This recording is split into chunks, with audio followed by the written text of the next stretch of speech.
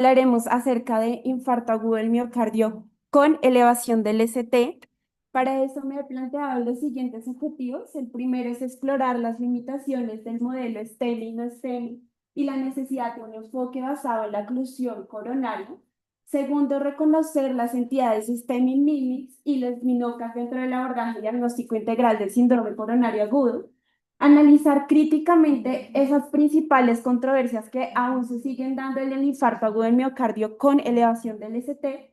Y por último, replantear el concepto tradicional de la terapia de antiagregación dual en el manejo de estos pacientes. Entonces, un breve recorderis de lo que ya vimos en la charla de John, de la cuarta definición de infarto, que nos dice que requerimos de una elevación o disminución de los niveles de troponina con por lo menos un valor por encima del percentil 99 y esto debe acompañarse de una clínica, es decir, unos signos y síntomas clínicos que me sugieran una isquemia miocárdica acompañada de unos hallazgos electrocardiográficos que en este caso sería la elevación del ST y por último unos hallazgos imagenológicos que me sugieran pérdida de la viabilidad del miocardio. En este caso podemos tener una alteración de la contractilidad regional en un ecocardiograma o ya de por sí, pues la evidencia de un trombo intracoronario en la angiografía. Para esta charla nos vamos a enfocar únicamente en el infarto tipo 1, es decir, el aterotrombótico, y como muy bien lo dijimos en el título, únicamente en la elevación del ST, que tiene su base fisiopatológica en la oclusión completa de la arteria coronaria por un trombo. Y aquí es importante decir que existen múltiples fenotipos de la disrupción de la placa. Inicialmente lo que seguramente todos aprendimos en el periodo, que es la ruptura de la placa, que expone ese núcleo lipídico y me desencadena una cascada de la coagulación que finalmente termina en la formación del trombo y que representa aproximadamente el 60 al 75% de los casos. Pero con el advenimiento del OCT y las nuevas técnicas de hemodinamia, nos dimos cuenta que existen otros mecanismos por los cuales se puede dar esta elevación del ST. Aquí tenemos la erosión de la placa que se presenta hasta un 40% de los pacientes. No existe ruptura de la placa, sino existe una denudación por encima de esta placa que expone múltiples eh, factores que desencadenen la formación del trombo. Y por último, el nódulo calcificado que se presenta en aproximadamente 8% de los pacientes. Y aquí vemos que existen unas protuberancias calcificadas que salen a la luz coronaria y que me desencadenan toda esta cascada de coagulación para formar el trombo.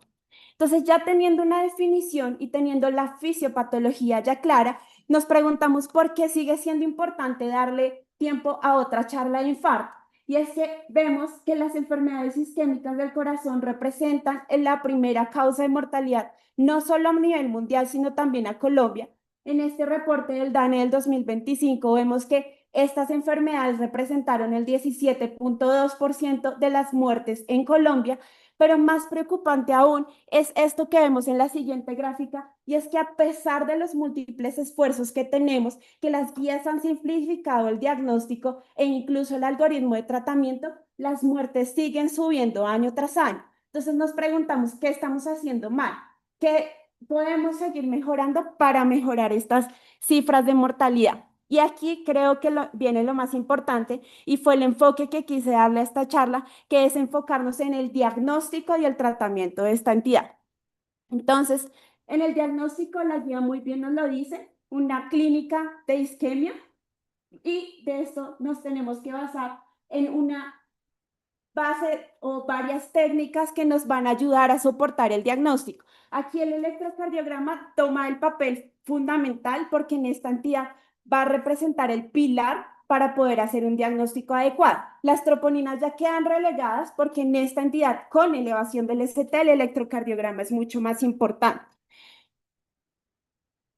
Y en la clínica tenemos que el espectro del síndrome coronario agudo es extremadamente amplio. Yo puedo tener el paciente asintomático con una enfermedad multivaso que lo detectan en una prueba de esfuerzo, pasando por el paciente típico del libro con dolor torácico que irradiaba miembro superior izquierdo y terminando en el paciente del choque cardiogénico o incluso en la parada cardíaca prehospitalaria. Entonces aquí es donde viene el reto y la guía europea muy bien nos lo dice, hasta un 80% de los pacientes va a presentar este dolor, estas características típicas, y nuestro gran reto está en estos pacientes, que es identificar cuáles de estos pacientes con sintomatología un poco más difícil si tienen un síndrome coronario agudo y si tienen un infarto agudo del miocardio.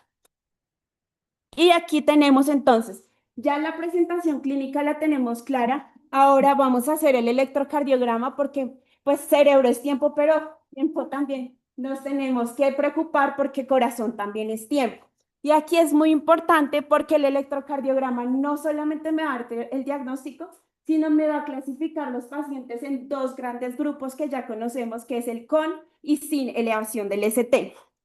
Y para esto tenemos que tener claro la definición, que seguramente ya todos lo saben, de la elevación del punto J. Y aquí es importante decir que esa elevación del punto J se debe presentar en más de dos derivaciones contiguas, en más o igual a 1 milímetro, a excepción de B2 y B3, que como ustedes bien ya lo conocen, según sexo y edad serán unos límites diferentes. Entonces, si es tan fácil este criterio del ST, pues vamos a ponerlo en práctica. Entonces quise traer unos casos clínicos en los que todos vamos a interactuar para ver si estamos en la capacidad de diagnosticar una elevación del ST. Entonces tenemos este primer caso, un paciente masculino, bueno, desafortunadamente aquí el Zoom me está tapando, pero se los cuento, es un paciente masculino de 67 años de edad que llegó por dolor en hipogastrio y náuseas hace 1 hora aproximadamente. Ustedes ven este electrocardiograma y si quieren vayan escaneando este código QR donde pueden contestar. A ver, sí. Me avisan cuando ya estén todos. Son preguntas sencillas para, pues, por en aras del tiempo no extendernos. Bueno, claro. Ya todos lo tienen, ¿sí? Corran, corran.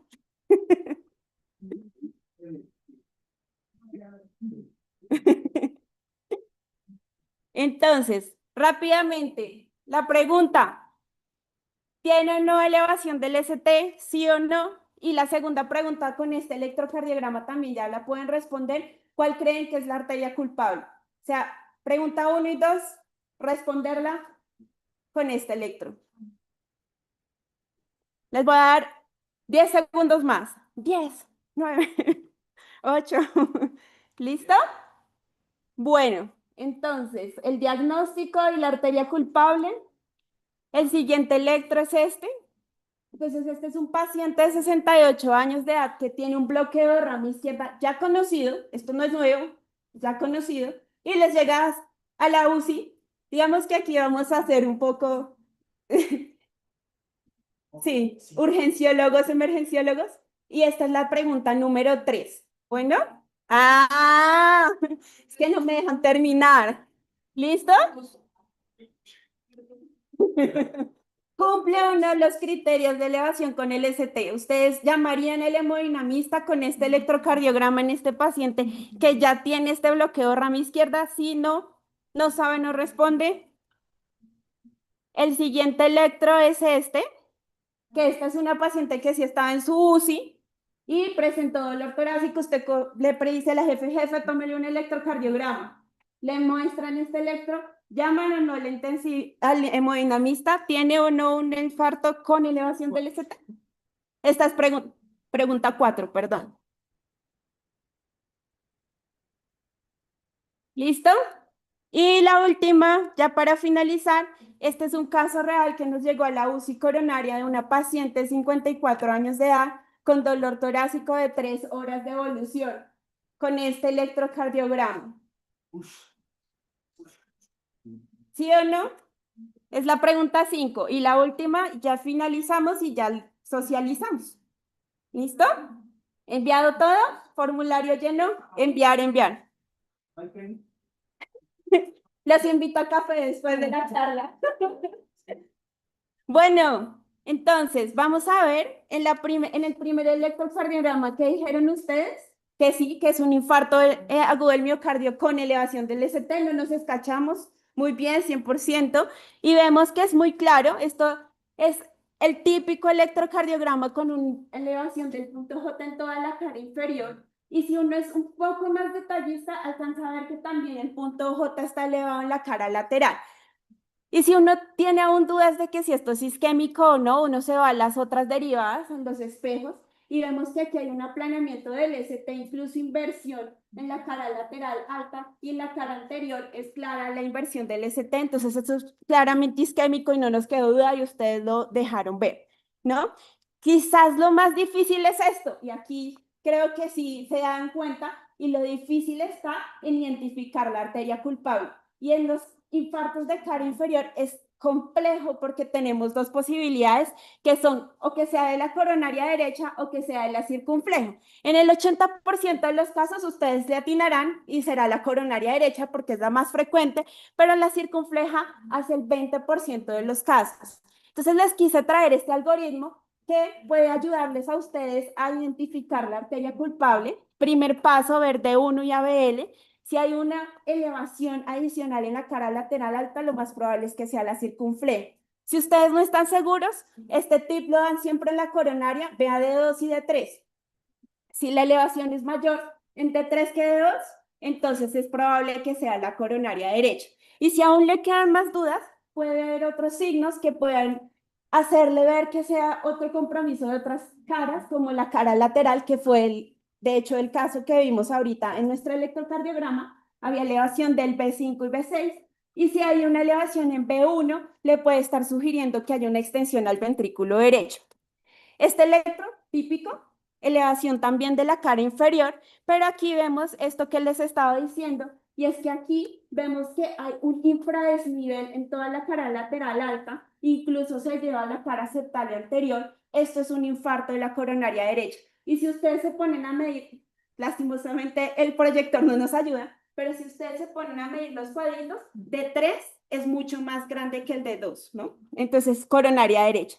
En estos pacientes es muy importante sospechar el infarto del ventrículo derecho. Es mandatorio hacer en todos los pacientes con infarto de cara inferior las derivadas derechas porque hasta un 40% va a tener infarto del ventrículo derecho. Impactarán el tratamiento. ¿Por qué? Porque estos pacientes presentan hipotensión severa si iniciamos el manejo con nitratos y adicionalmente tienen una buena respuesta a las precargas.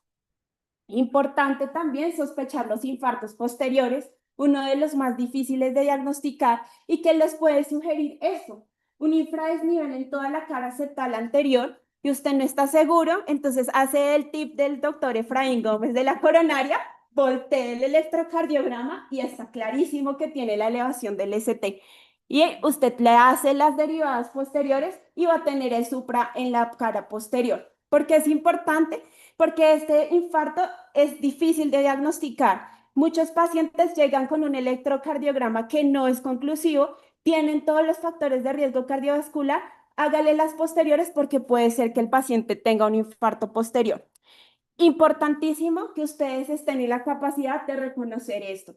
Típico infarto de cara inferior con una elevación del ST, pero con una disociación auriculoventricular que le sugiere que el paciente tiene un bloqueo AV completo. Se presenta hasta un 20% de los casos. Importantísimo porque la coronaria derecha, pues aquí está afectada. Segundo caso, ¿qué respondieron ustedes? También dividido, y creo que este es el gran reto en los infartos con elevación del ST, pacientes con marcapasos y bloqueos. De hecho, aquí tenemos con varias cosas. Vemos que sí, tiene una elevación discordante en toda esta cara, cumple el criterio de Esgarbosa, 2 puntos positivos. Ustedes tienen dudas, no saben si sí cumple los milímetros o no, y esto les aclara la duda y es esa elevación concordante en B4 que cumple 5 puntos del esgarbosa y ahí ya le cumple el criterio de elevación del ST. Pero el esgarbosa no siempre es confiable y es que la sensibilidad es extremadamente baja, hasta un 20% de aplicar estos criterios, y es por eso que Smith pues propuso cambiar este criterio del tercer criterio de esgarbosa por el ratio de LST con la S, y eso aumentó un poquito más la sensibilidad a un 67-80%. En los últimos años, ¿qué se ha propuesto? Esto que son los criterios de Barcelona, que de hecho tienen medidas muy diferentes a la esgarbosa, pero Suman que aquí se mira es el ST, si está elevado o no 1 milímetro únicamente, y la relación con el QRS y el QRS tiene que ser menor de 6. Vemos que la sensibilidad aumenta muchísimo y aquí les traje un algoritmo por si quieren tomarle foto, y es que nosotros tenemos que ver un conjunto, pueden utilizarlos todos en conjunto. Entonces, si el paciente tiene el bloqueo o tiene un marcapaso con estimulación derecha, usted dice, bueno, está hemodinámicamente inestable, tiene signos de falla cardíaca, la clínica es mandatoria y la sospecha es alta, entonces páselo directamente a hemodinámica. Pero si usted tiene un paciente estable hemodinámicamente, entonces haga los criterios de Esgarbosa. Si le da así, perfecto. Si no, haga los de Smith, le está subiendo la sensibilidad. Aquí lastimosamente no se incluyen los de Barcelona, pero pues yo también sugeriría haga los de Barcelona y haga electrocardiogramas seriados, que es lo que nos dicen siempre. Tercer electrocardiograma, ¿qué respondieron? También dividido. Y vemos aquí, entonces, si nos devolvemos al electro, que tenemos sí la elevación del ST, de hecho es muy difusa, no en caras contiguas, digamos aquí no se presenta, entonces ahí ese es el gran tip y eso es lo que revela realmente que esto no es un infarto agudo del miocardio con elevación del ST. Y el otro que les pinté en rojo, que es esta morfología típica de la elevación del punto J cóncava, muy típica de la pericarditis, o este signo de la caña de pescar que está descrita en la literatura, nos hace sugerir que esta paciente lo que tenía era una pericarditis. Y aquí lo puse intencionalmente para hablar de los STEMI mimics. Este es un artículo en alemán, lo traduje para ustedes, y es que ellos hablan que es la importancia de los STEMI mimics, esas entidades que tienen clínica similar, que pueden elevarle el ST y que tienen también un grado de urgencia, ¿no? Como digamos las disecciones aórticas que pueden confundir al clínico y que ustedes tienen que tener la capacidad de reconocerlas y pues obviamente tratarlas. Y es que no es infrecuente. En ese mismo estudio, ellos evaluaron la prevalencia y vemos que la pericarditis o las esos STEMI mimics urgentes, vemos que la pericarditis tiene hasta un 40% de prevalencia. Entonces, no es raro que ustedes vean esa elevación del ST y no sea un infarto, sino sea una pericarditis. Y ahí están los demás, los síndromes de Takotsubo, todos los pacientes neurocríticos. Entonces, esto no es infrecuente y esto es para llamar su atención de que existen otras cosas que elevan el ST y que no son infartos. Este de mi paciente de la UCI coronaria, ¿qué respondieron? Ah, no respondieron. Bueno, pero la respuesta era que sí, no salió. Sí respondieron. Bueno, se trabó el sistema. Pero aquí es claro, y es que esta paciente tenía clásico síndrome de Wellens, muy típico. En este caso era un patrón A que se presenta en aproximadamente 25% de los pacientes. Y estos pacientes, como yo muy bien lo explicó, tienen que ir a una reperfusión urgente. Son estos patrones de alto riesgo que no cumplen esa elevación típica del ST que tienen que ir rápidamente a reperfusión. Mi paciente efectivamente fue llevado a arteriografía, sus arterias coronarias estaban sanas, pero el ventriculograma mostró esto, que es típico también el abalonamiento apical de Takotsubo. Y mi paciente tenía un Takotsubo. Y aquí lo puse también intencionalmente para hablar de eso, que es la gráfica que nos muestra la guía europea de los MINOC, muy similar a los STEMI Mimics, y son estas entidades que elevan el ST, cumplen todos los criterios de infarto y que finalmente en la angiografía se demuestra que no tienen una oclusión coronaria, con una mortalidad también altísima, y por eso la importancia de hacer un diagnóstico adecuado y un tratamiento adecuado de estas entidades.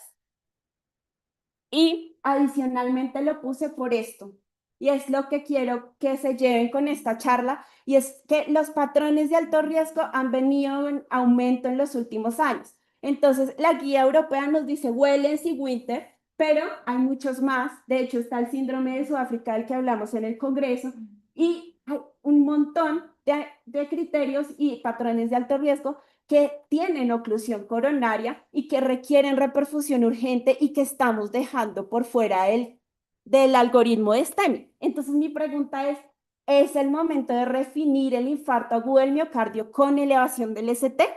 Y es que estamos en la crisis de la elevación del ST, porque los criterios del ST tienen solamente una sensibilidad del 43%, es decir, estamos dejando un 56% de pacientes por fuera de ese algoritmo.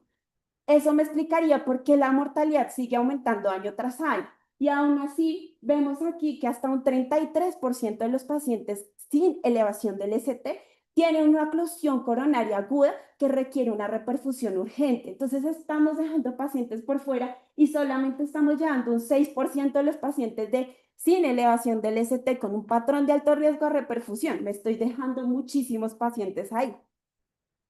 Entonces, en este algoritmo, lo que estamos buscando es que estos pacientes de no estéril, ese 33% se me está quedando por fuera del algoritmo y yo no le estoy impactando en la mortalidad a estos pacientes. Y de hecho, es tan el, el problema, tan grande la crítica en los últimos años de este STEMI, no STEMI, que la guía australiana ya del 2025 lo puso en su guía y dice, estamos necesitando cambiar esto. Estamos necesitando hablar de un infarto agudo del miocardio, no STEMI, STEMI ya no, sino un infarto con oclusión coronaria aguda o sin oclusión coronaria aguda. Y yo creo que esto es lo que viene en las próximas días y estamos necesitando redefinir. Y no soy la única que cree eso, sino que en este estudio de la European Heart Association que están corriendo en este momento, dicen, necesitamos un cambio de paradigma. Así cuando nosotros redefinimos los criterios a STEMI, no STEMI, y antes solo decíamos si tenía onda Q, si es infarto y no, ahora necesitamos hablar de la oclusión coronaria. Y adicionalmente traje esta imagen porque el auge de la IA no solamente es para las presentaciones, sino también para la lectura de los electrocardiogramas y vemos que aumenta notablemente la sensibilidad y la especificidad para documentar estos patrones de alto riesgo y hacer un adecuado diagnóstico de estos pacientes. Y se está corriendo un estudio, este Difficult Trial, en Turquía, un estudio multicéntrico que busca soportar con evidencia si esta redefinición que están diciendo los cardiólogos que es necesaria va a impactar en los outcomes de estos pacientes. Esperemos en diciembre que sale y si traemos nueva definición de infarto. Entonces, tenemos presentación clínica, electrocardiograma, ya pasamos la evaluación, vamos al tratamiento y en este caso el tratamiento es la angiografía para los STEMI. Una imagen clásica que ya todos conocemos de la guía europea en la que nos dicen, desafortunadamente nuevamente aquí el Zoom no me ayuda, pero si estamos en un centro de ICP, pues llévelo en menos de 60 minutos. Si usted no está en un centro de ICP, entonces evalúe 120 minutos o no. Si tiene menos de 100 minutos para trasladar al paciente, hágale la ICP. Si no, haga la trombolisis. Y yo me pregunté cuando estaba estudiando el caso o pues haciendo la presentación de dónde salen esos tiempos. Aquí están dos estudios clásicos de la cardiología que nos muestran, uno, la mortalidad intrahospitalaria y otro, la mortalidad a un año. Y vemos que por debajo de los 120 minutos la mortalidad fue menor. Es decir, si yo llevo a mi paciente por a más de 120 minutos, la mortalidad aumenta exponencialmente. Y los 60 minutos y los 90 minutos salen también de esto y es que aquí fue donde la mortalidad fue menor. Y la pregunta es, con el advenimiento de la ICP, de la PCI, ¿qué papel tiene la trombolisis en este tiempo? Y es que sí, la PCI es esa estrategia de elección, es la favorita de todos, pero no todos los lugares lo tienen. Vivimos en un país que vive esa realidad, ¿no? Y por eso este estudio, que es el STREAM Trial del 2013, mostró que la fibrinolisis o la trombolisis no es inferior a la PCI y este es el estudio que utiliza la guía para decir es válido. Si usted tiene más de 120 minutos para llegar a una PCI, haga la trombolisis. Importante, creo que pues ya todos lo sabemos, es evaluar si hay criterio de reperfusión o no. Si hay reperfusión, perfecto, pero pues llévelo a la PCI en 2 a 24 horas. Si hay una PC, pues una trombolisis fallida, que se define como no resolución del ST, persistencia del dolor torácico, inestabilidad eléctrica o hemodinámica, entonces pues llévelo a una PCI inmediato. Entonces ya entrando en el campo de nosotros, quise traerles como esas cosas que tenemos que tener en cuenta en la unidad de cuidado intensivo, más allá de repetir lo que ya muy bien John nos explicó en la clase pasada. Entonces, ¿qué pacientes sí se benefician de entrar en nuestras UCIs? Y es que antiguamente nosotros creíamos que todo paciente con infarto agudo del miocardio con elevación del ST directamente significaba UCI. Y este estudio en 2026 nos dice, no, esto no es cierto. No todos los pacientes requieren ir a UCI cardiovascular, haga unos scores. Nosotros conocemos muy bien el GRACE, el TIMI, pero en este estudio utilizan otro score que es el score de SWOLF, perdón si no lo estoy pronunciando bien, y aquí nos definen, entonces, si su paciente tiene bajo riesgo según el score, usted lo puede llevar a telemetría. Desafortunadamente, pues en algunos hospitales no tenemos la posibilidad de tener una unidad de telemetría, entonces ya sería la unidad de cuidado intermedio, que es un monitoreo mucho menos invasivo que la UCI cardiovascular, ¿no? Esos pacientes con riesgo intermedio o que tienen una trombolisis tardía o que tienen unas reperfusiones tardías, pues los va a llevar a la intermedia. Y si el paciente tiene un score de alto riesgo, pues llévelo a la UCI cardiovascular. El score se lo traje aquí. KILIP, TIMI, edad y los otros factores de riesgo como enfermedades multivaso, muy similar a los otros scores que ya nosotros conocemos. Y en este estudio nos muestran que el rendimiento es extremadamente bueno, tiene un área bajo la curva de 0,91 comparado con el TIMI que es 0,85, es decir, el rendimiento es bastante bueno y de hecho es capaz de predecirme qué pacientes van a tener estas complicaciones como choque cardiogénico, arritmias, stroke o mortalidad intrahospitalaria, es decir, el score funciona bastante bien y es por eso que la guía o este artículo europeo lo recomienda. Y los cuidados en UCI post-reperfusión, que es quizás lo que nosotros más vamos a ver. Entonces, una vez abierto el vaso, pues como ya lo habíamos practicado en una charla, importante evaluar el TIMI, pero nuestro objetivo va a ser este y es disminuir el daño por isquemia reperfusión, que es otro concepto que viene en advenimiento y en auge en los últimos años, y es que existe una lesión por isquemia reperfusión miocárdica. ¿Qué significa esto? Que no simplemente es abrir el vaso por abrirlo, sino que después de abrir el vaso y aumentar el flujo coronario, existe una cascada inflamatoria que me va a desencadenar múltiples cambios a nivel del cardiomiocito que me pueden llevar a aumentar esa área de infarto.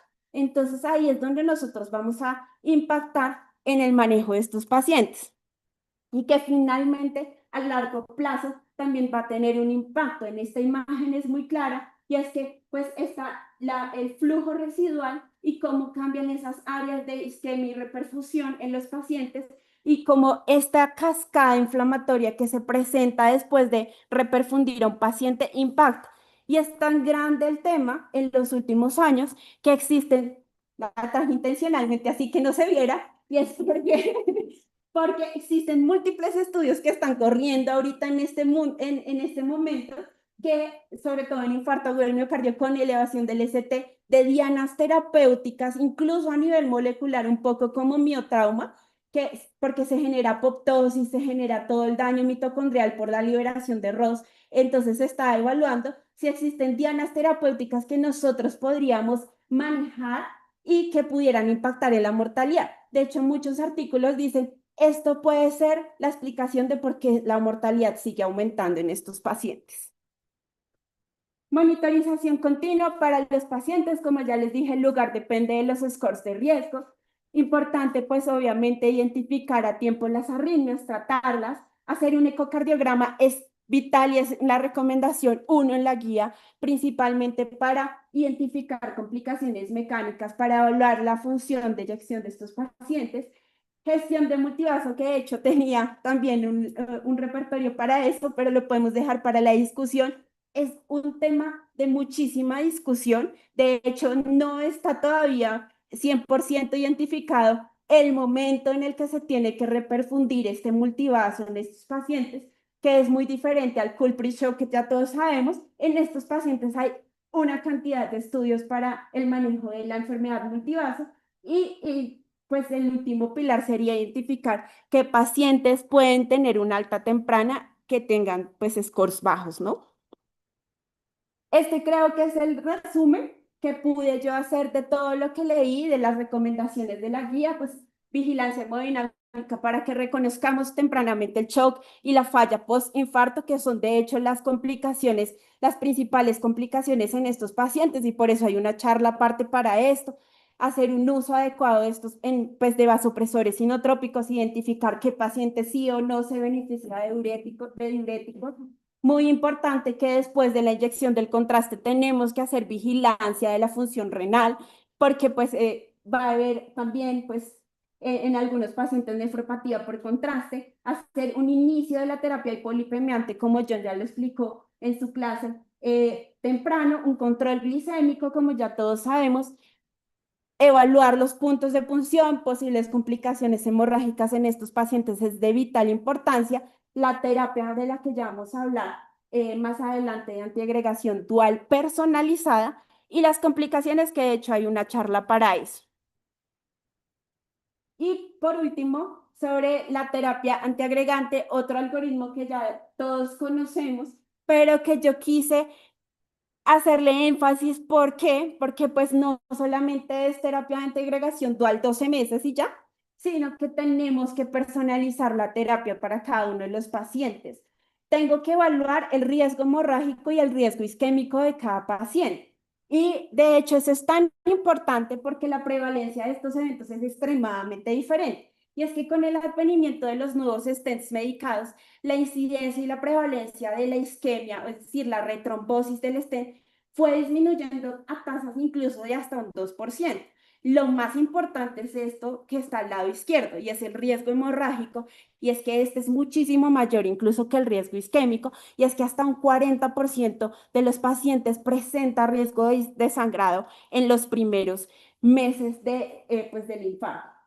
Esta curva extremadamente clara nos muestra que pues, ambos riesgos son altos al principio, con un pico principalmente del sangrado, y que después del mes 2 estos riesgos van a disminuir. Nuestro papel impactar en estas dos cosas, y es que existen factores de riesgo modificables que nosotros podemos impactar para disminuir tanto el riesgo de sangrado como el riesgo de pues trombosis, y aquí es súper importante eso. ¿Y cómo va a cambiar eso? Y es que la terapia de antiagregación, de hecho, este es un artículo de este año también de la Sociedad Europea de Cardiología, y nos dice, evalúe el riesgo, porque no es solamente 12 meses. Usted, si tiene un paciente que tiene un alto riesgo de sangrado, usted puede minimizar ese riesgo de sangrado haciendo terapia antiagregación abreviada, es decir, disminuir el tiempo que usted da la terapia de antiagregación dual y después hacer un switch a una monoterapia. Puede hacer una terapia desescalonada, es decir, hace terapia de integración dual y desescalona a un clopidogrel o a un ticagrelor o prasugrel a dosis más bajas. O si usted tiene un paciente con riesgo isquémico alto, usted podría llegar a prolongar la terapia incluso más de 12 meses. De esta evidencia hay mucho. También les traje como esta diapositiva resumen con todos los estudios que soportan cada una de las terapias. Desafortunadamente por el tiempo, pues no puedo entrar en detalle en cada uno de ellos. Donde más evidencia hay es en las terapias abreviadas y escalonadas, y aquí ya pues en las prolongadas sigue habiendo aún más discusión. Los betabloqueadores, el estudio Reduce AMI cambió el paradigma. De hecho, existe un antes y un después, una era de los betabloqueadores, una era en la que ya están completamente reevaluados y por eso quedaron relegados a solamente FEBI menor de 40, un sí, sí, sí, y ya los otros más dudosos.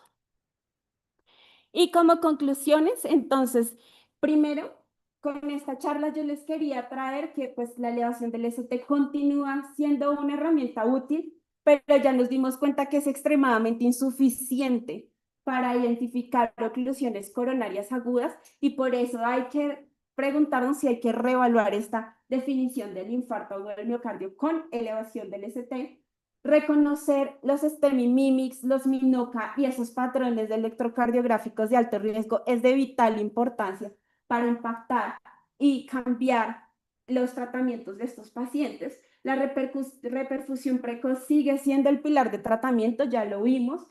La trombolisis es completamente útil también en pacientes en los que no se puede hacer menos de 120 minutos y pues el pronóstico va a depender de este manejo intensivo que nosotros demos en nuestras unidades de cuidado intensivo en la terapia post-reperfusión y la duración y la intensidad de la terapia antiagregante debe adaptarse a este riesgo isquémico y este riesgo de sangrado que tienen cada uno de nuestros pacientes. Y ya. Eso es todo.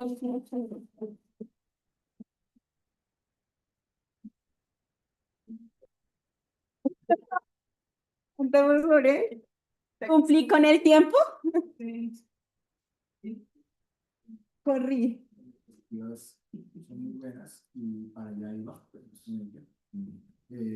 A veces siento que va a tener muy rápido, no sé si de pronto sea algo de ansiedad o simplemente sea pues como su forma de hablar, pero sí hay momentos en los que lleva la presentación Muy rápido. a una velocidad muy alta y usted debe también tener en cuenta que está tratando de transmitir un mensaje a un auditorio que pueda que lo entienda a la misma velocidad, pero hay otros que quizás puedan ir un poco más relegados. Sí. Entonces, por ejemplo, en los electros fue muy chévere lo que trató de hacer, pero Fue muy rápido. pasaba mil y me imagino Es que se me reseteó el temporizador y no sabía en qué tiempo iba. Entonces, y ya veía que iban 20 minutos y no sabía, o sea, si era real o no. Sí, y como no la había ensayado, me demoré 39 minutos, entonces por eso iba a ese tiempo. trata de tomarse el tiempo también de generar que ese mensaje que usted transmite claro a su auditorio, que esa es la esencia de este tipo de revisiones. ¿Listo?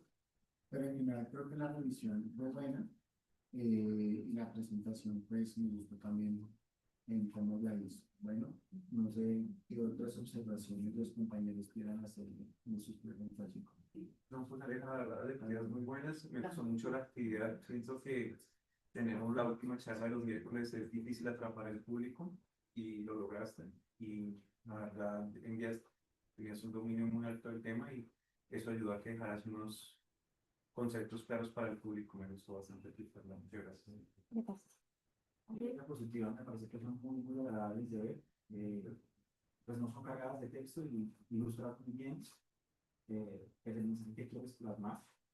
Adicionalmente, con que la diapositiva va conectada muy bien con tu relato, porque además tiene muy buen oratorio. Entonces, me parece que es muy agradable cómo atrapas al público con esto. Gracias. Ya, quisiera señalar a Mateo, yo creo que toda la terapia es excelente y que haces una de las cosas que me parece más difícil cuando alguien se para en un escenario hablar, y es hacer reír sin que eso pierda el hilo conductor y que sea lo suficientemente enganchador para que uno esté atento. Porque si no, te das bien. Gracias. Bueno, entonces tomes el respiro, sí. Ahora sí respire y no hable tanto. Sí. ¿Listo? Bueno, muy bien. Una pregunta que siempre trata de hacer, y es un tema que quedó pendiente en la anterior charla, entonces le tocaría como asumir usted. ¿Cuál sería Las indicaciones. ¿Cuáles serían sí, las indicaciones como tal para usar El tirofibán. tirofibán? ¿Y qué consideraciones tanto de monitoría del medicamento como también de su farmacodinámica, farmacocinética nos daría con respecto a eso? De hecho, pues en aras del tiempo no lo pude incluir, pero sí, obviamente lo traje listo para respondérselos.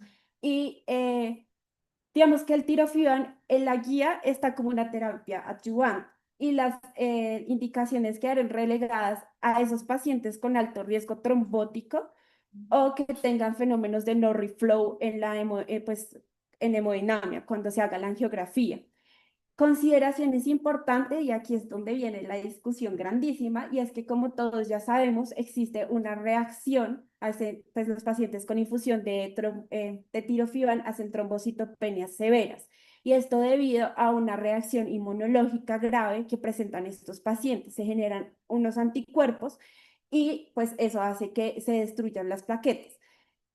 Lo de la monitorización, intenté traerles un estudio, digamos que con evidencia clara, pero realmente no encontré, digamos, un metaanálisis o un estudio hecho para esto. Muchos coinciden en hacer seguimiento de las plaquetas, primero primordial, antes, o sea, tener un valor previo a la exposición de tirofián es de vital importancia. Y después, ahí es donde viene la discusión, porque hay lugares en donde encontré que está las 2 horas, porque en las primeras horas es donde está el riesgo mayor. Entonces, había lugares donde decían 2 horas, 6 horas, y ya si no se presentó en las primeras pues en las primeras horas, ya es poco probable que el paciente lo presente y ya lo ponían 2 y 24. Pero de hecho, lo que como que pude evidenciar es que viene muy al protocolo del hospital en donde estemos. En la Chayo lo hacen, por ejemplo, cada 6 horas.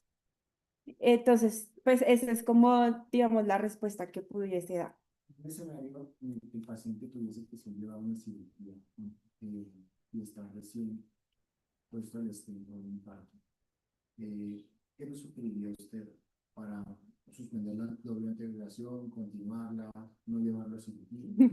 ¿Qué tipo de Bueno, yo diría que la primera pregunta es, ¿qué cirugía es? ¿No? Esto es muy importante porque, como muy bien ya lo hablé, hay que ver el riesgo de sangrado y el riesgo trombótico, ¿no? Entonces, digamos, si es una cirugía de revascularización miocárdica, pues las indicaciones serían diferentes, ¿no? De hecho, hay los pacientes se les suspende el clopidogrel, se hace el washout del clopidogrel y se llevan con la aspirina, ¿no? Que de hecho es otra de las cosas que vi y hay como estudios que buscan reevaluar porque ahorita no estamos haciendo o PCI o revascularización, sino hay pacientes que van a terapia combinada. Entonces les hacen primero la intervención con PCI y luego los llevan a revascularización y ahí pues ese es como un campo todavía de discusión. Pero mi recomendación en ese caso sería, primero, evaluar obviamente el riesgo de sangrado en la cirugía y en qué punto de esta curva que les mostré está el paciente, ¿no? Porque pues si está en los primeros días después de la colocación del stent, digamos que en estos primeros días el riesgo de trombosis del stent es mucho mayor, pero si el paciente ya está después del mes 1, pues ya el riesgo trombótico y de oclusión del stent es muchísimo menor y yo le podría ya quitar el clopidogrel, pues la antiagregación dual con mucha más seguridad. ¿Debería de pronto algún esquema con tirofiban prequirúrgico Ah, para hacer el retiro de la doble antiagregación, sí lo leí, pero ya, pero sí, no, o sea, no me acuerdo. De hecho, sí lo hay, ¿ya? O sea, usted puede suspender el clopidogrel, por ejemplo, esperar el washout del clopidogrel y ahí iniciar el tirofiban, como para que el paciente no quede Sí, desprotegido mientras se lleva su cirugía y se suspendería el clopidogrel, perdón, el tirofiban previo a la cirugía que y es más luego sencillo. se reiniciaría nuevamente la función. ¿Listo? Ujú. Entonces también existe esa posibilidad. ¿Listo? En respecto a los pacientes con disfunción renal, ¿tendría alguna consideración? Eh, No leí nada de disfunción renal y tirofiban, no. ¿Alguien que tiene presente? En los de los Exactamente. Y se ajusta a la función. ¿Listo? Pero solamente en terminal, o sea, estadio 5 o en No, qué estadio. No. totalmente. Yo tengo una pregunta. ¿Existen algunos links que es importante tener en cuenta de supervisión del ST? Tú mencionaste unos, pero aterrizándolo directamente bueno, eso es una manual, ya estoy para terminar. Al nivel de uso, por ejemplo, nosotros tenemos varios protocolos de hipotermia, por ejemplo, pacientes con hipertensión endocrinal refractaria.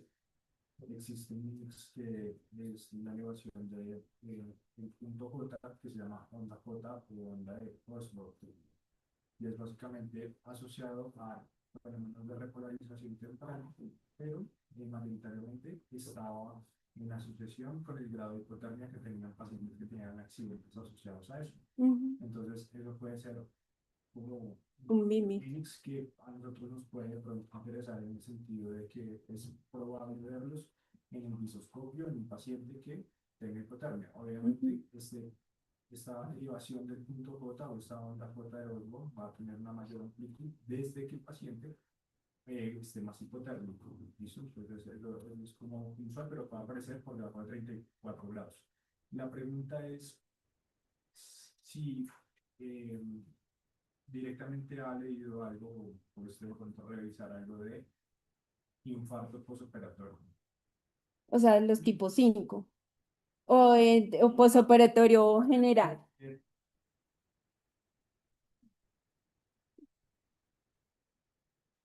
Paciente de alto riesgo. En ese orden de ideas, ¿le definirías qué tipo de estrategia de repercusión? ¿Definirías también cuáles son esos pacientes de alto riesgo que requieran hacer una monitoría, por ejemplo, de torroninas? Acá es diferente por la elevación del STP en contexto del tema completo de infarto.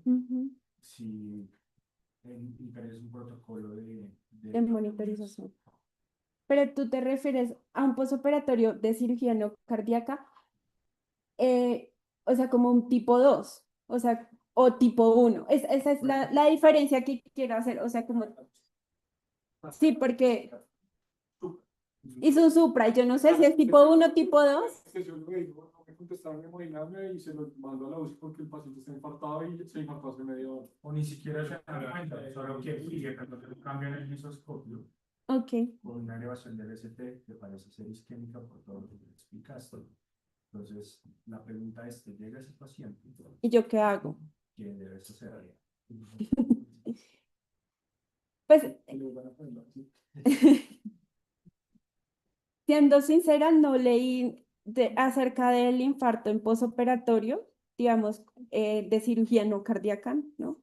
Eh, si estuviera en mis manos, también yo creo que es muy útil hacer lo que dice la guía, que es, tengo la clínica, tengo el electro, o sea, no ver solamente el electro, ¿no? Porque yo digo, una herramienta, claro, el electro es indudable que es una herramienta, pero existen, como quería dar el mensaje en la charla, que no todas las elevaciones del ST pueden ser isquémicas, ¿no? Entonces, yo creo que ahí también me valdría un poco de hacer electrocardiogramas seriados, que es algo que es completamente válido. Pues respondiendo desde lo que yo leí, lo que yo creo, ¿no? Que creo que es una herramienta pues viable hacer los electrocardiogramas seriados y ver si hay obviamente cambios en electrocardiográficos, y las troponinas aquí es difícil porque es un posoperatorio, ¿no? Entonces, Yo te digo una cosa, piensa que la cirugía es una prueba de esfuerzo. Y el sebo oral, ahí la que hace. sí hace, No, lo contrario. Como si metieras nitroglicerina a un paciente. o sea, vasodilata. Ajá, entonces. Es como que una prueba de esfuerzo positiva. Así se lo Sí, pongo yo. Entonces, pero es que también puede ser pues un tipo 2, ¿no? usted la va a dar por la casa. No, pues obviamente si tengo la duda y esto, pues pues hay que llevarlo, ¿no? Pues si yo tengo la duda y el paciente tiene factores de Con la anestesia pre y postquirúrgico de troponina, que creo es lo que tiene que llegar José. o sea, ese es el estudio que tú quieres. O sea, yo decía las Dependiendo de lo que Debería hacerlo el anestesiólogo, sí, sí, pero no lo hace. pero no lo hacen y es algo muy frecuente porque me tiro el dato, porque es una problemática. Sí. Aproximadamente el 20% de los pacientes con factores de riesgo de cuáles, mayores de 65 años o pacientes de 45 años con enfermedad coronaria previa o enfermedad arterial periférica o diabetes con manifestaciones endovasculares, para ser los pacientes de mayor riesgo Son pacientes que un 20% después de una cirugía no cardiovascular, por el mecanismo que dijo Sergio, presentan eventos de isquemia, pero de ese 20% de eventos de isquemia y lesión miocárdica son catalogados el 40% como síndrome coronario agudo tipo infarto agudo del miocardio, de los cuales el 10% pueden ser con elevación del segmento ST. Ok. ¿Cuál es tu gran problema ahí en la interpretación clínica? Que más de la mitad de los pacientes que tienen infarto agudo del miocardio en cualquiera de las dos formas, con elevación o sin elevación del ST, no presentan síntomas típicos, por lo que tu única forma de poder diagnosticar al paciente Es el electro y las contexto del tropotinas. electrocardiograma y en contexto de que no tengas síntomas o signos difusos de repolarización o algo, el protocolo que dice Sergio es lo que debería ser desde lo preoperatorio, pacientes que deberían estar hospitalizados desde 12 horas antes de la cirugía, se debería hacer una troponina inicial y después tú arrancar con una troponina después que dependiendo de los puntos de corte son un aumento absoluto de más de 20 nanogramos litro para el paciente que tenga un infarto postoperatorio en contexto no cardiovascular.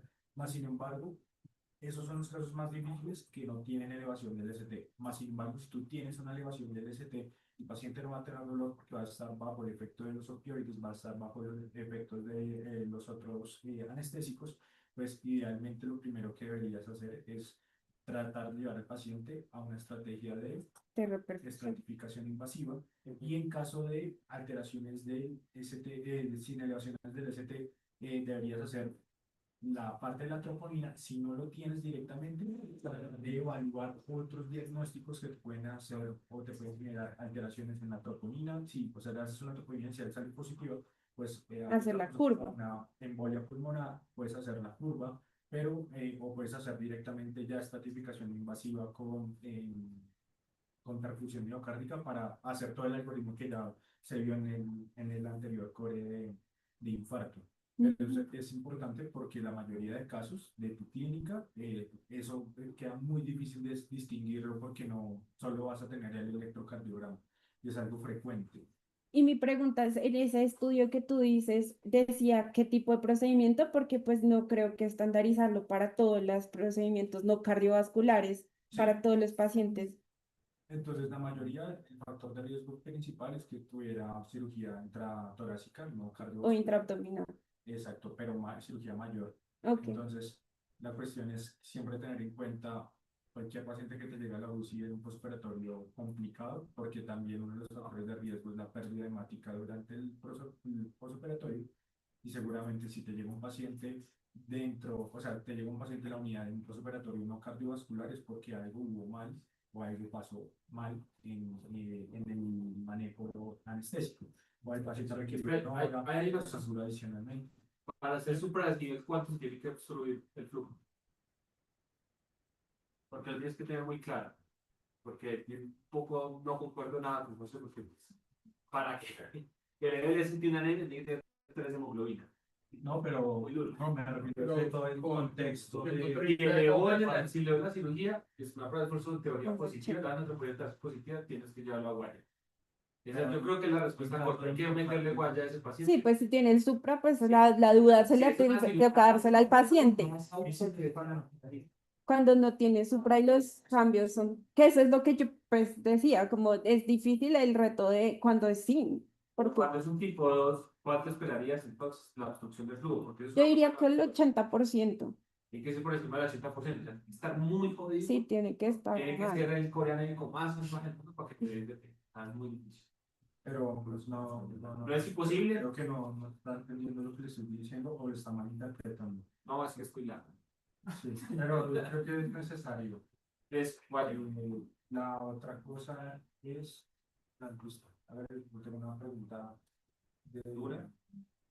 ¿Cómo se la misma? Sí, claro, sí.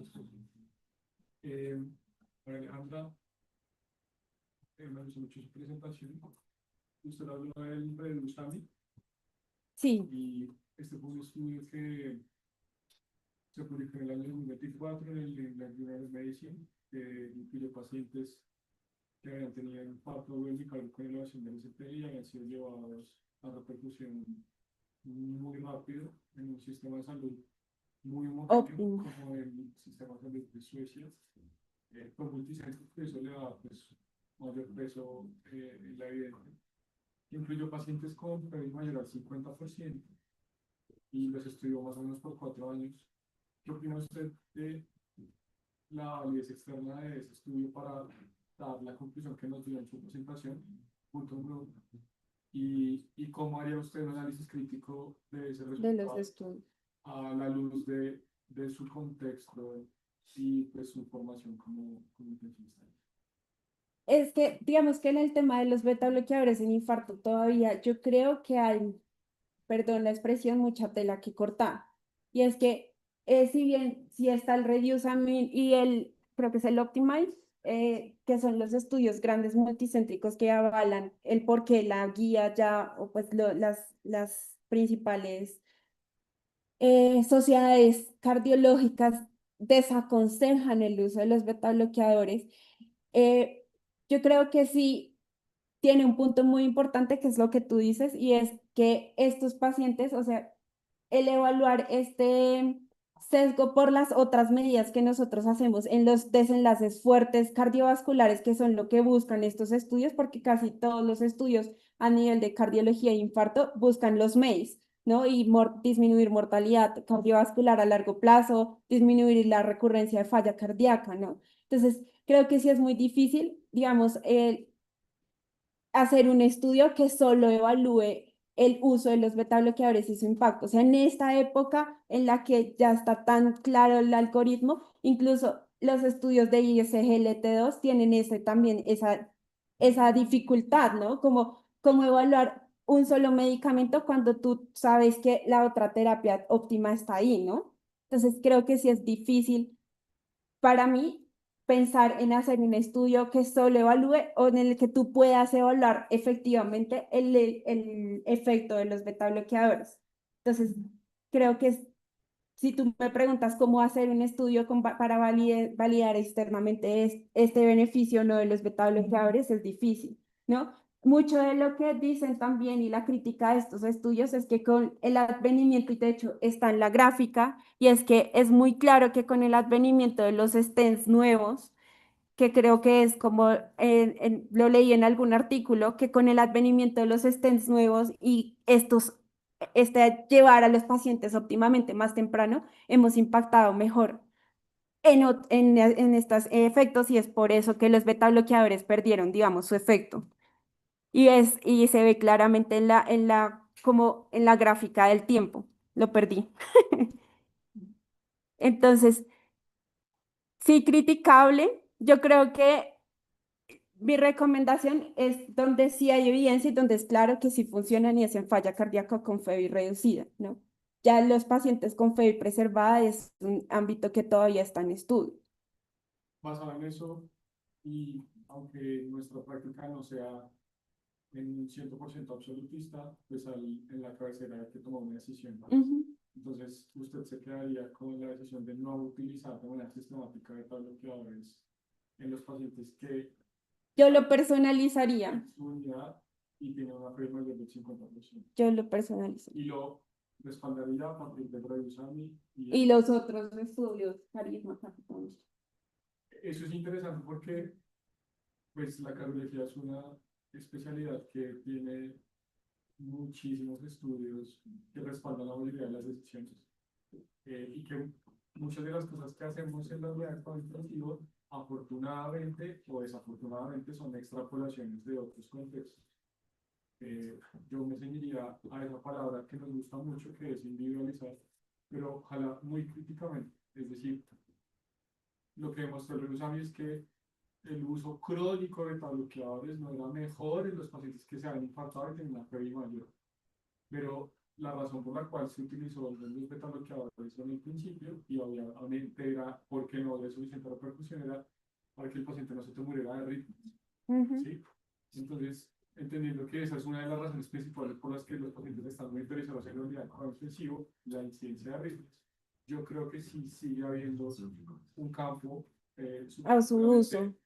válido para el uso de los beta bloqueadores de manera sistemática, que eso es lo que nos genera prurito, ser Sí. recetistas y como generalizar, pero Creo Sí, que porque pues el paciente ya genera la arritmia, obviamente ya tienes la indicación para el uso del beta bloqueador, o sea, tienes otra indicación, algo que te da más peso para que tú lo utilices, pero si el paciente no lo tiene, o sea, utilizarlo profilácticamente también. sí, pero ahí es donde vienen las limitaciones del estudio.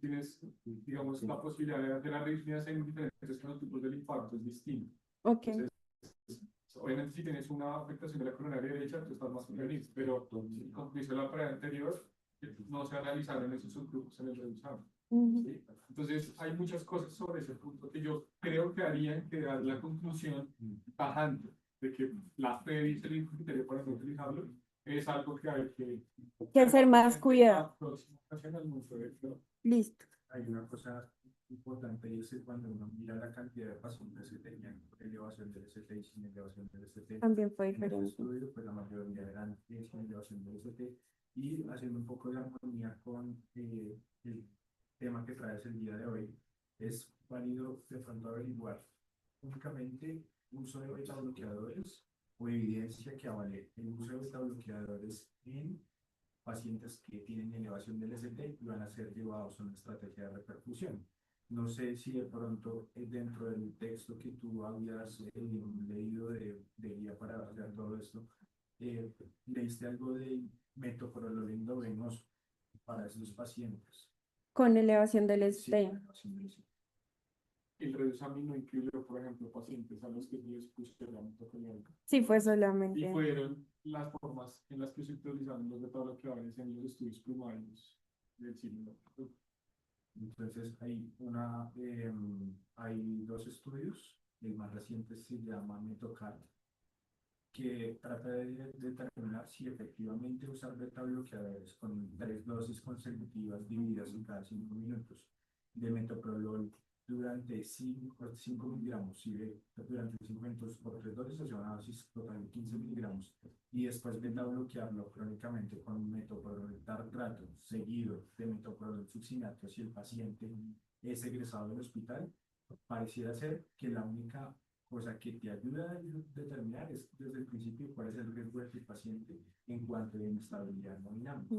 Es decir, antes se hacía previo en los estudios del año 2004, que te dejo el nombre del COVID, gracias. Trataban de hacerlo tempranamente y la evidencia era que se reducía el tamaño del infarto y se utilizaba justo antes del procedimiento quirúrgico, siempre y cuando el procedimiento de revascularización, siempre y cuando el paciente estuviera estable. Si está inestable, ya peor, pues eso es algo que es claro, ¿cierto? Sí.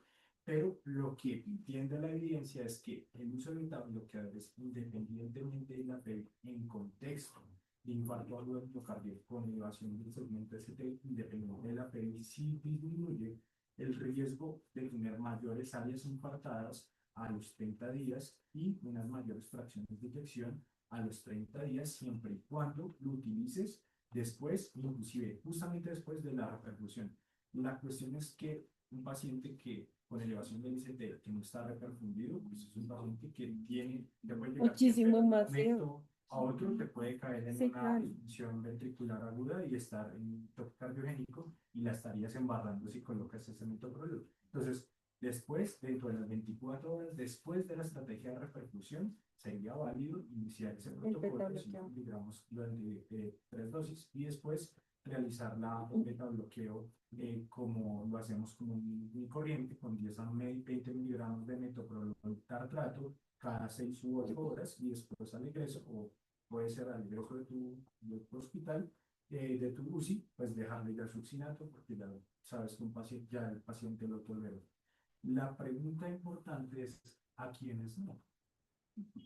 Entonces, de pronto, Juan tiene en su mente, Juan tiene en su mente, hay una contraindicación para beta bloqueadores en infarto con inhibición del ST, que es importantísimo. Es más fácil colocarlo que no colocarlo. En choque cardiogénico, sí, señor. O que tengan riesgo de choque cardiogénico. Entonces, ¿cómo los definimos? ¿Cómo? Exacto. O pacientes que tengan una sistólica terminal 90, un poquito más alto, tienen menos de 120. en pacientes con signos de hipoperfusión. Está en shock, la diferente. Algo en el electrocardiograma que le ayudaría a usted a distinguir si el paciente toleraría un beta bloqueador. ¿Qué toleraría? O que no toleraría en este caso. Como, uy, Hay algo que me parte es eso. no, porque esos son los pacientes que usted dice, Factor ventricular pero Un bloqueo. porque hace, ella lo explicó, qué pasa con un paciente con un ventrículo derecho infartado, qué condición eléctrica pueden tener. Infartos del menor, entonces, no, Bloqueo. Pues un bloqueo superior a un grado es contraindicación para estar tratando con beta bloqueador. Y si tiene un bloqueo de primer grado, como que tengan ustedes y por el chile, con beta bloqueador, que es una 8. en que me dicen, Sí, sí. pues, Puede pasar. no creo hablé del periodo ya por el pero no, No, 200.2. A ver, 200. Pero el punto de corte espacio es el valle más. Y eso, digamos, lo que digamos es una contraindicación para el uso de beta-bloqueador, excepto si el PR es más largo de eso no tiene. exacto. cuando te Llega alguien más, te va bien. ¿Quién me ayuda a eso? Con que PR usted lo indica en un bloqueo de primer grado contraindica el uso de beta bloqueador.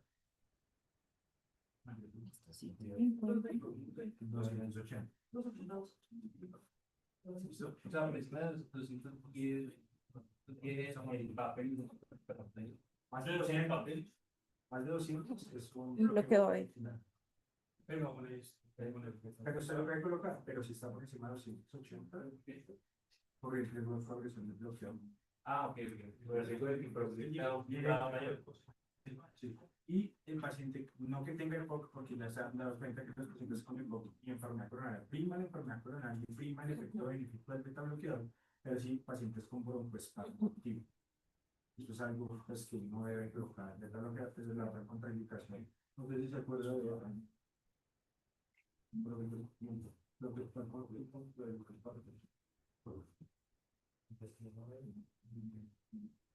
yo había visto una, pero no estaba en los artículos que era Pacientes diagnósticos. Que obviamente no será una contraindicación absoluta, pero beta-bloqueador es probabilidad genética. Entonces, tiene la contribuir los adversos y el efecto el uso sistemático de beta-bloqueadores es parte de la análisis clínicos que estamos haciendo por eso. Hay una cosa y es que uno puede encontrar en la literatura que en pacientes mayores de 80 años no les inicie ese régimen de beta bloqueador, pero es porque los estudios evalúan desde los 18 hasta los 80. Y el estudio no incluyó a las personas geriátricas. Lentamente estadístico no, más no porque haya datos específicos empresarial de la Sí, de hecho población. esa población es más difícil, sobre todo saber quién lleva, sino quién, o sea, la terapia ya a largo plazo. Y todavía bastante estudio en eso. La conclusión, sí, pero no. Conclusión, sí, pero no entonces. Igual, Pues, No, pero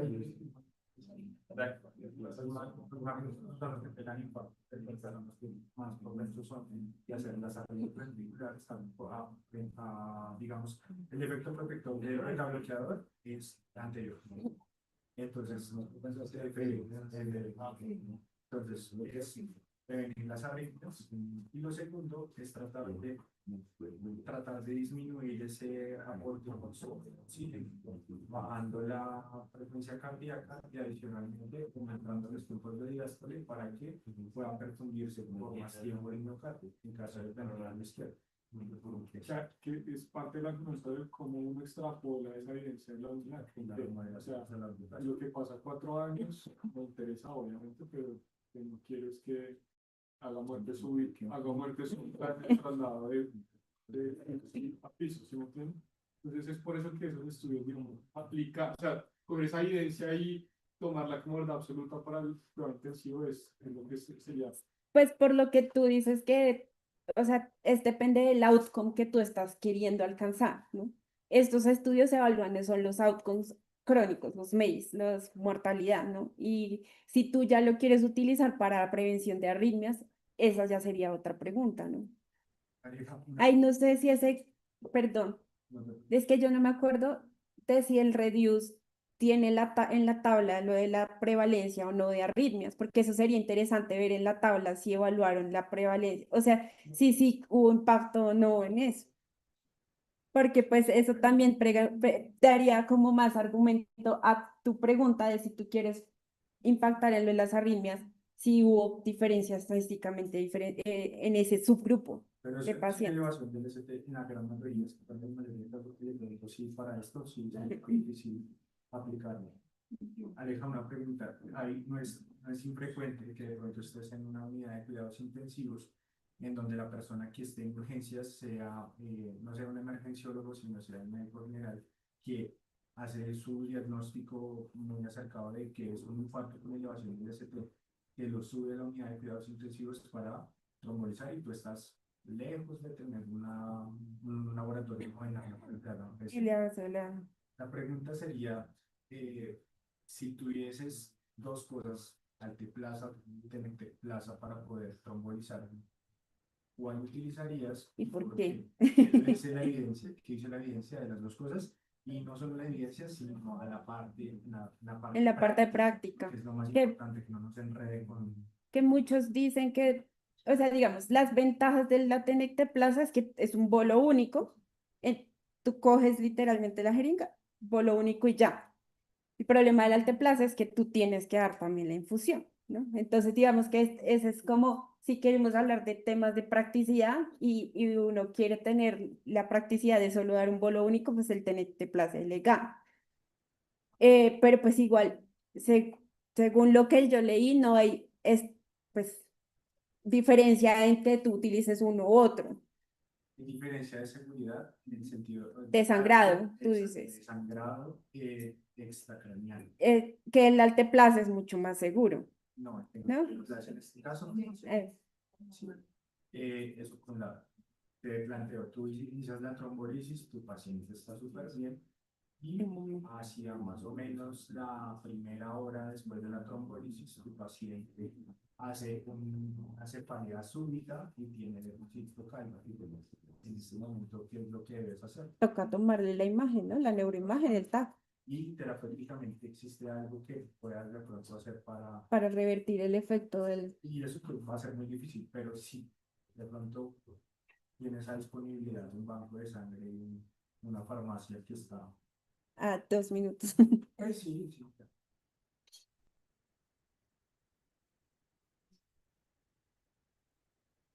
No. Entonces, idealmente es tratar de reponer activamente, de inhibir activamente la fibrinolisis. Para eso utilizas ácido tranexámico y le puedes colocar un bolo de 1 gramo a 1,5 al paciente en tu unidad. Y la otra es tratar de reponer el fibrinógeno que se puede consumir por la fibrinolisis excesiva. Y eso lo haces con 10 unidades de flúor precipitados, como protocolos en todo lado que no está mal. Y pues uno lo manda porque ya es un paciente diferente y hay que hacer más cosas. Pero es válido de pronto tener eso en la mente de que uno no está libre de que el paciente sangre por alguna razón. Sí, claro, puede pasar. Y digamos, una contraindicación absoluta es la malformación arteriovenosa. Pero Preciso. ¿cuántos pacientes tú sabes que efectivamente tengan una malformación arteriovenosa? Y pues nada, pues toca, no vas a hacer un amplificar para ver si puedes trombolizar o no. Sí, claro. Exacto. Exacto. Y esa es la otra cosa. Hay que tener cuidado con mimic, o bueno, no mimic, sino realmente un paciente que hace síndrome coronario agudo con elevación del ST, pero es secundario a una disección aórtica. Eso es frecuente. De hecho, un compañero me contó tuvo un caso de esos, que la disección aórtica se diseca también la arteria coronaria y pues hace la elevación del ST típica y ese paciente lo trombolizaron y se murió. No es infrecuente. Mateo, ¿cuánto de una diastino por encima de qué valor una dice, este man puede tener una disección aórtica acompañada obviamente de los síntomas y de la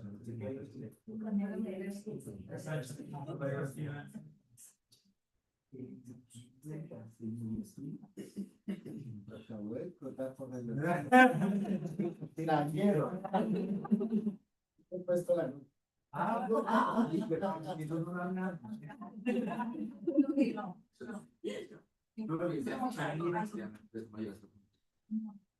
Pero efectivamente solo el día. Sí, valor rápido. Uy, no, no sé. Únicamente un día, pero no sé. Entonces, ¿cuál se sabe? Entonces, a ver, No, o sea, demostrar una relación, que la relación ahí. Te digo, la relación que dice que para. Pero para dejar un bando neto y para que no tenemos los puntos fuertes y los excesos.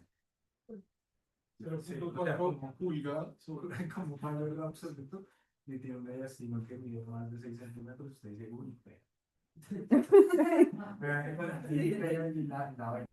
esa relacionada con los Pero el rendimiento es bueno. Sí. Pero siempre más específico, si usted combina, o sea, si usted tiene una probabilidad pretest con las otras cosas, No y quiere eso es pago, y la otra sería su mejor, claro, ahí sí, ahorita le saco la fresco. Pero puede pasar, usted no esté con un médico y tenga solo una portátil y no tenga táctico. ¿Qué pasa? Sí, para. Listo.